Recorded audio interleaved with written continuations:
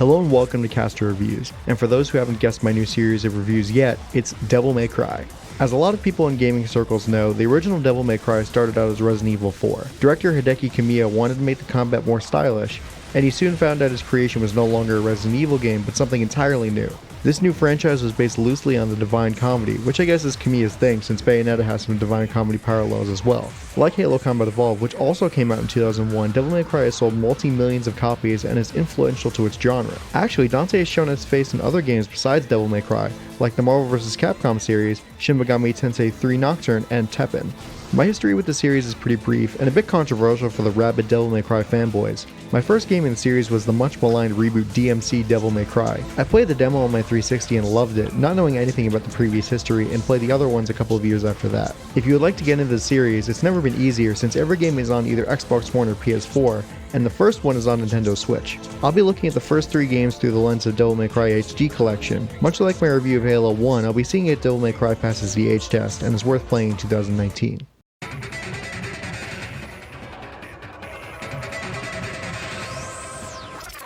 Our plot begins in the Devil May Cry, the home office of Dante, demon hunter extraordinaire and main protagonist. Our half-demon friend is bored out of his skull because no one is offering the kind of work he specializes in. But then a blonde girl walks through the front door, she goads him on and makes sure he's the real deal. So, you must be the handyman who'll take any dirty job. Am I correct? Almost.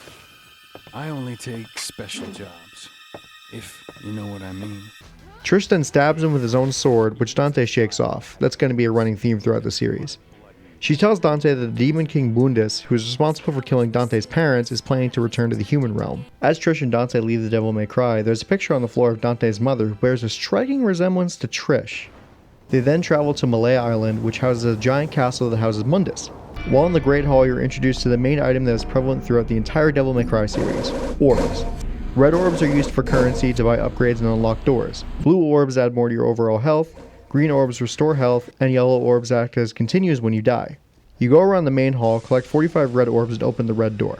You take a rusty key from a suspicious looking puppet and go on your merry way, but the puppet comes to life and starts to attack Dante. He fights off the puppet and its friends and makes it to unlock a door with a rusty key. Dante makes his way down the hallway and finds a sword stuck in the wall. The sword tells Dante that its name is Alistor and stabs him in the chest and pins him to the ground.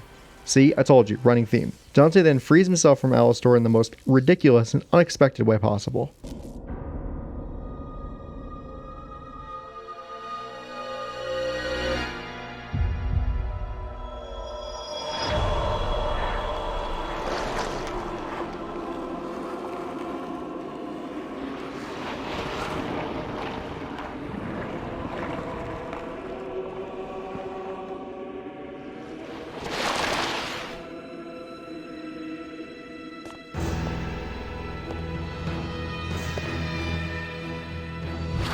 Couldn't he just lift the sword? Whatever, I guess you gotta have some showmanship when you're a half-demon. Anyhow, you go into the room nearby and Dante picks up his first new gun, a shotgun. You make your way to the cathedral after finding out that you need something called the Pride of Lion. The only thing standing between you and that is a giant spider known as Phantom. Phantom is notoriously hard considering you're only on your 3rd mission, but Dante beats him and he leaves. After making his way down the hallway to use the Pride of Lion, Phantom comes back and chases Dante.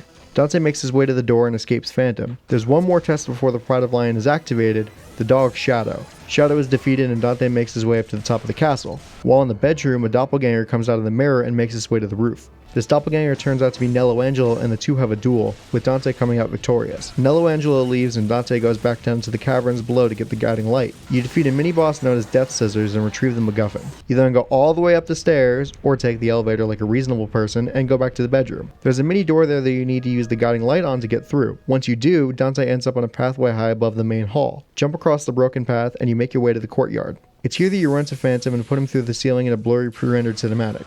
After that, you go down into a room and hit a crank that opens up a drawbridge. Dante takes the drawbridge to the courtyard where you fight Griffin, a giant bird, and later you require Ifrit, a hands and feet set of flaming gauntlets. Then you go through a misty path to get to the greenhouse. You also run into Nello Angelo for the 2nd time. God, this game loves reusing boss fights. After that, you go into a ghost ship for some awkward underwater first-person shooting, and a rematch with Griffin. After backtracking to the Colosseum, you fight Griffin for a final time. After defeating Griffin, Dante goes back to the castle through the drawbridge. The castle has changed a lot in 6 missions, and there's a new annoying boss waiting for you in the cathedral, Nightmare. After defeating it, you go across the bridge to 2 paintings. Dante goes through one of the paintings to get to the blue emblem. After going through the second painting, you once again run into Nello Angelo, who reveals himself to be Virgil, Dante's brother, which means nothing until you play Devil May Cry 3. In fact, it didn't mean anything to Dante either until after he died. After supposedly killing your possessed brother, you take his half of the amulet you're wearing, and Dante's sword Force Edge transforms into the legendary sword Sparta. After picking up the amulet, Dante puts 2 and 2 together and realizes that Nello Angelo and Virgil are the same person. Dante then runs into Nightmare yet again after acquiring the Philosopher's Stone. After defeating Nightmare, a portal opens up to the underworld and Dante goes through. After going through the portal, Nightmare is on the other side as the penultimate boss. Just before your supposed win, a mysterious lightning bolt strikes you, and you never guess who threw it.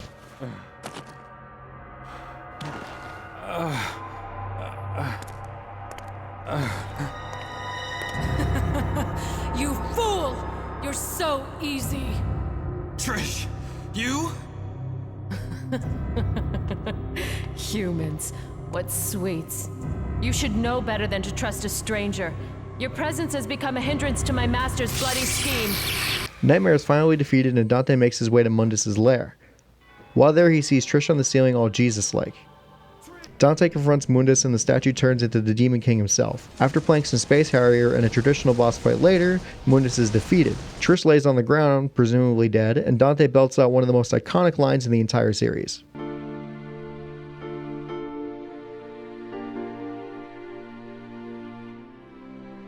My mother risked her life for me, and now you too.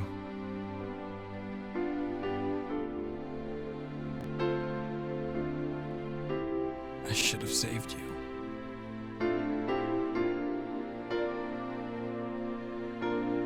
I should have been the one to fill your dark soul with light!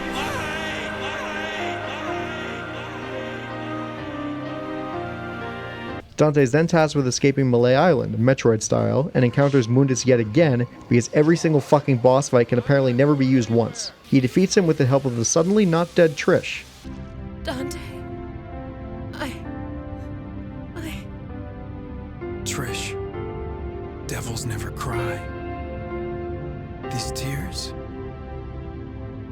are a gift only humans have. They escape on an airplane as the island explodes, which looks like a scene straight out of Indiana Jones. We get back to the Devil May Cry, which has gotten a slight name change, and the pair go out to hunt more demons. This story should honestly be half as long as it actually was. The repeat boss fights got incredibly grating, and the story feels like a daisy chain of fetch quests. You always have some random item in your inventory that you'll probably forget the name of after the mission is over. It makes sense that this game started out as a Resident Evil game, since the key hunting is laid on pretty fucking thick. That's not the only thing that made it from Resident Evil to Devil May Cry though.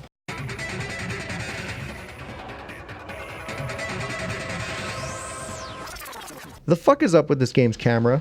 I've played games as old as I am that have better cameras. You can't even control the camera yourself. The right stick is just a taunt, as if to taunt you for thinking that you can control the shitty camera.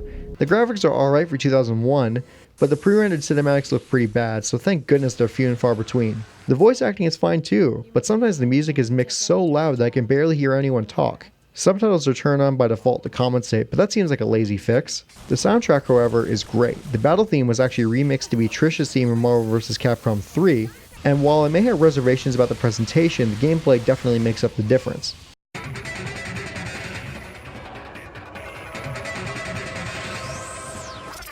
Devil May Cry is a third-person action game with an emphasis on stylishly killing enemies. During fights, you're graded on a scale that goes up the more consecutive hits you get. The scale goes from dull to cool, bravo, awesome, and stylish. Your ranking dictates how many red orbs an enemy drops when killed. Unlike future releases, it doesn't take a lot to reset your style rank, so keep on your toes to keep up the style. There's also a variety of weapons, from Alistar and Ifrit to your guns Ebony and Ivory, the shotgun, grenade launcher, and underwater gun. You also have the Devil Trigger, which is connected to different weapons. Force Edge and Sparta don't have Devil Trigger. Your Devil Trigger restores health slowly and makes Dante run faster and do more damage. It can also be upgraded to last longer by spending red orbs. By going to skill statues, you can buy different skills for your weapons with red orbs, and also buy 5 permanent health upgrades and Devil Trigger upgrades. But the prices can get outrageous, so I wouldn't expect to get everything playing naturally. At the skill statues, you can also buy items that restore your health and Devil Trigger if you're in a pinch, but be careful because if you buy an item, then it becomes more expensive the next time you want to buy it. Speaking of orbs, I would recommend pulling out a guide to find blue orb fragments hidden throughout missions, because with how hard this game is, you need all the help you can get. You can also find blue orb fragments by playing secret missions that are hidden throughout regular missions. Once you beat the game on normal mode, you unlock hard mode, which is the same game with slightly changed enemies. In short, get used to fighting Shadow because he's in many places. It's basically like a new game plus, and after you beat hard mode, you unlock Dante Must Die, which is the hardest difficulty in the game, and unbelievably hard. Speaking of which, let's talk about the difficulty. This game is fucking hard.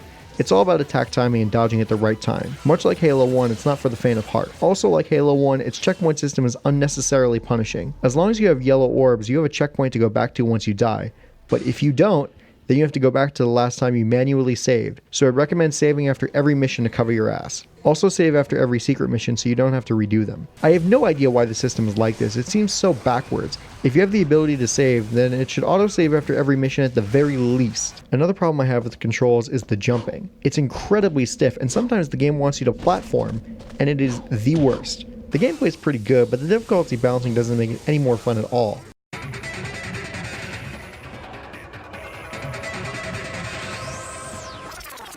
How does Devil May Cry pass the age test? It doesn't. This game has aged more like bread than wine. I wouldn't recommend playing it at all. Just read the plot summary on the wiki if you want to be caught up on the story. Save yourself the frustration of the awful camera controls, the awkward jumping, and the obnoxious difficulty balancing. This has been another edition of Castar Reviews. Please subscribe for more content from me, and stay tuned for my review of Devil May Cry 2 next week. See you then.